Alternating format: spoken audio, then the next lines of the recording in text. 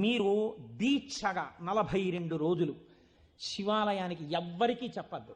ప్రదోష వేళలో వెళ్ళి శివ ప్రదక్షిణం చేసి మీరు ఏమీ చెప్పకండి. మీరు చెప్పగలిగినంతసేపు శివాలయం అరుగు మీద కూర్చుని శివ శివ శివ శివ శివ శివ ఇదొకటే.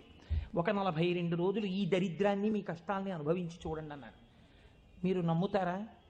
ఆ వ్యక్తి నా దగ్గరికి వచ్చి నా జీవితంలో ఆశించని రీతిలో నా జీవితానికి ఒక కొత్త మలుపు తిరిగిందండి, నేను వరంగల్ వెళ్ళిపోతున్నాను, నేను సెటిల్ అయిపోతున్నానని చెప్పాడు. ఆ వ్యక్తే నాకు ఈ మధ్యనే మళ్ళీ ఫోన్ చేసి, కోటేశ్వరారు ఇప్పుడు నేను ఎంత ఆనందంగా ఉన్నాను అనండి, ఒక్కసారి మీరు ఏమైనా వరంగల్ వస్తారేమిటండి ఉపన్యాసాలకి, మీ దర్శనానికి వద్దాం అనుకుంటున్నాను, నేను కూడా కాకినాడ అన్నాడు.